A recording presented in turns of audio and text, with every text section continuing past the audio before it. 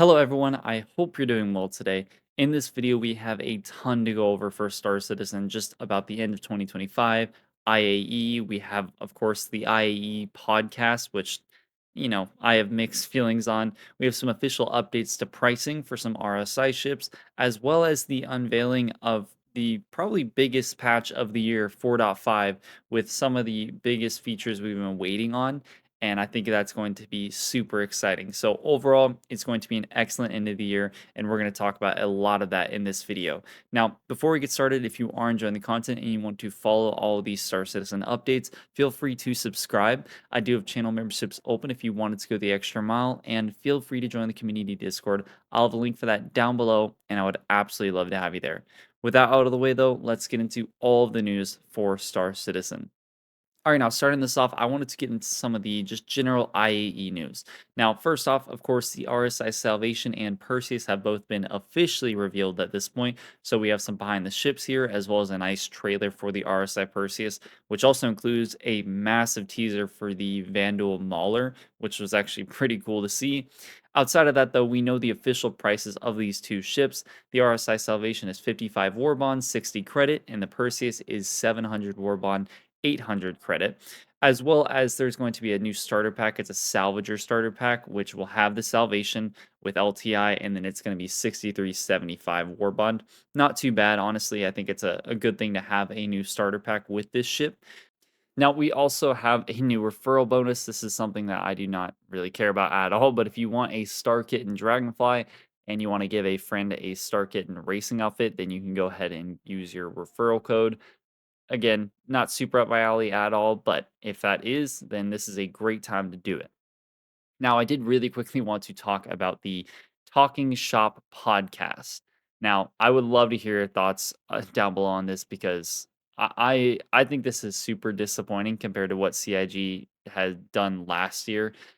This is just really lackluster. I mean, I don't know what else to say. It was a RSI Salvation and Perseus promotion, and they talked about those ships for I mean, those are really the only two ships they talked about. Everything else was just kind of entertainment, I suppose you could say, as well as Jax McCleary showing back up. But unless the next two episodes have a lot more in store, I would just go ahead and say that if you don't have the time, you're not really missing out on anything. So I hate to say it because it's the biggest time of the year for Star Citizen. I mean, this is the best time at all to put out some really high quality content like they did last year.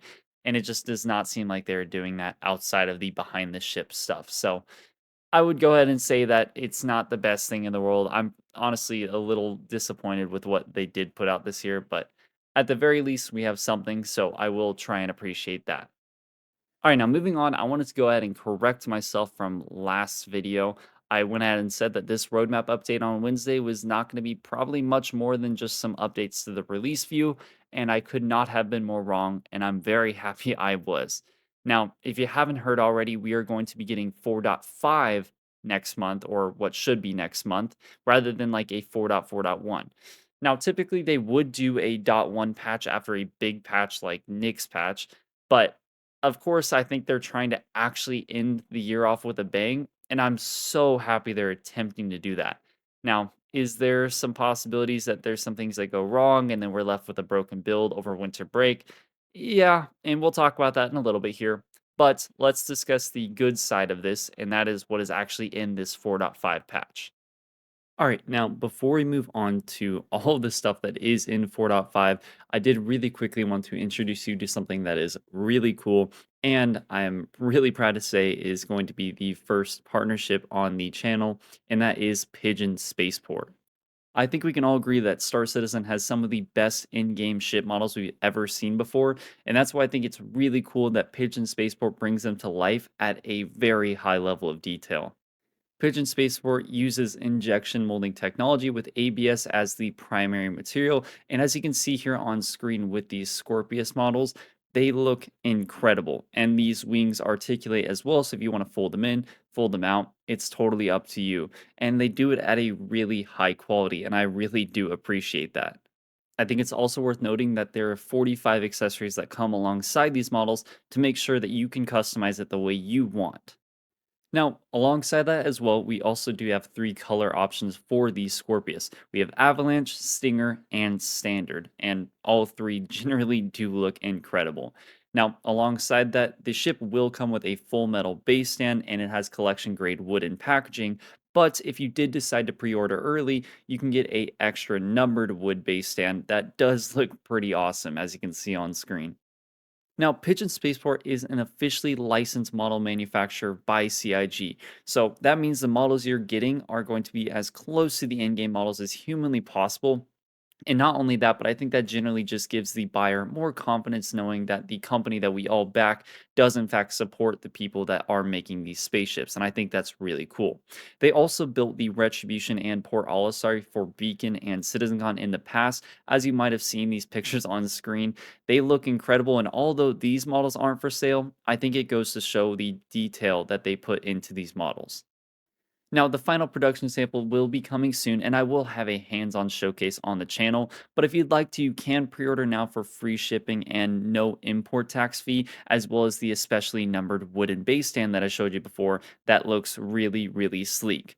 Now, of course, I am partnered with Pigeon Spaceport, so I will have a discount code Kicker Games, and that'll slap off an extra 5% off of your purchase, which I think is really cool. And I really do appreciate them giving me that opportunity to give you guys a little bit off the top there. Feel free to use my link down below to get to that website and check out those products. I really think you guys will really enjoy them. I do appreciate you sticking through this for a sponsorship. And I want to say thank you so much to Pigeon Spaceport for partnering with me. I think this is super cool, and I really appreciate them supporting someone like me, who's definitely one of these smaller creators in this community. And with that, let's get back to the biggest patch of the year, that being 4.5 and what's going to be in the patch. All right, now starting this off with the first card, as you might have heard online already, we have engineering. Now, the description here is introducing dedicated engineering roles aboard ships, allowing players to actively manage power distribution, repairs, and system efficiency in real time. Now, keep in mind, it does not mention much about armor, and I know that's kind of a big thing for people, but that's just something that's going to come with time. And then after armor is implemented, it will be Maelstrom, which is a really cool system. But across the board here, this looks like it's just kind of the basic feature of engineering being implemented initially. And that sounds perfectly fine to me. I know there's going to be some things missing. I know that for sure there's going to be some ships that are not quite prepared for engineering. And I'm not even sure all ships will be able to support it fully without just MFD support. But I do think it's in a pretty good position to release. They very clearly had a decently successful tech preview, and even though I didn't necessarily have the most polished experience, I'll have the footage in the background that I'm kind of talking about here is I was in a whole sea and I just simply could not put out a fire that I was having on one of my components, and it was just a absolute pain in the ass. But outside of the little bugs and glitches that are bound to happen for Star Citizen, the feature looks like it's in a pretty releasable state, and I think that's a super good thing, as well as the lack of like performance degradation. I'm super glad that having this feature in it didn't feel like my system was just chugging along. I mean, it was in Star Citizen sense, but not because we had like a brand new feature causing a ton of performance issues. So I think this is a really positive thing. And as someone who's been waiting for engineering all year, I'm certainly very excited. Now, the next card here is fire hazards. Obviously, this is going to be a big part of engineering, but the description here is bringing fire hazards to ships and environments along with fire extinguisher mechanics, requiring players to manage and extinguish blazes before they spread. Now, it is important to note that they actually did say environments here. Not that that really includes anything outside of a ship, but there is a possibility. I'm not entirely sure, honestly. Maybe like pyro outposts can be caught on fire or something like that, but I'm not gonna go ahead and say that, too quickly because I'm pretty positive this is contained to just ships for now. Though, again, you never know. Now, the next one here is mainly just a cool feature, and that is physical helmets. Now, I'm not going to really read the description here because it's kind of just talking about what you can do with it. But I mean, it's just a physical helmet. Rather than having the green boxes that we had before, instead of having an invisible helmet on your hip, everything is now there. It's where it's supposed to be. Whenever you put your helmet on, you actually physically put it on, you take it off, you put it on your hip, you hold it at your side, all those things. And just to be frank, it looks super cool. So why the hell not have it in the game? Now, I think some of the biggest benefits of this will actually be just like role playing and stuff like that. If you want to make videos or whatever, it's going to be really cool just for cinematic effects. But it is a cool visual identifier for players. I mean, if someone doesn't have a helmet on and you're curious of like, oh, do they have it on their hip or in their backpack? You're now able to reasonably tell if they have one on on their hip. So I think it's really just a cool feature, and I'm excited for that to be implemented. Hopefully soon alongside physical armor, but I'm not going to necessarily get my hopes up for that one.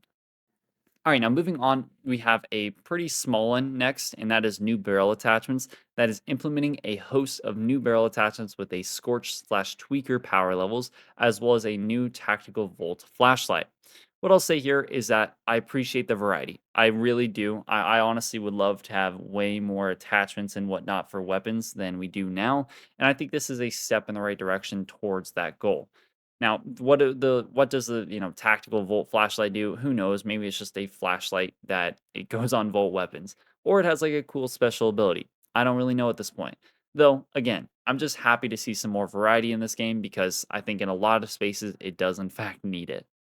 Now, the next one here is a really big one on the back end of things, and that is the Vulkan renderer improvements. Now, the description here is increasing both the stability and speed of the Vulkan renderer with many crash fixes, diagnostic improvements, and multi-threaded render submission, while adding support for HDR and NVIDIA's DLSS Transformer model. Also included is an overhaul to the graphics option with many new settings and a VRAM bar to help players configure the graphics for their GPU. Now, I know that, for a lot of people, including myself for some of this, that's just kind of like, tech talk. You can't really follow it much, but it's good. So at the very least, I can say I can appreciate this. It's going to be a really big aspect of the game because this is the render that they're going to be switching to from DX11. Not that they, only had it on DX11, but they're trying to get that out the door so they can just have Vulkan in there full time. And I think that's a good thing. It's probably going to bring a decent amount of improvements, and hopefully it will be a lot more stable than the stuff we've had over the past year, which I think is a really good thing. All right, now the next thing here is a decent card. It's the FPS AI improvements.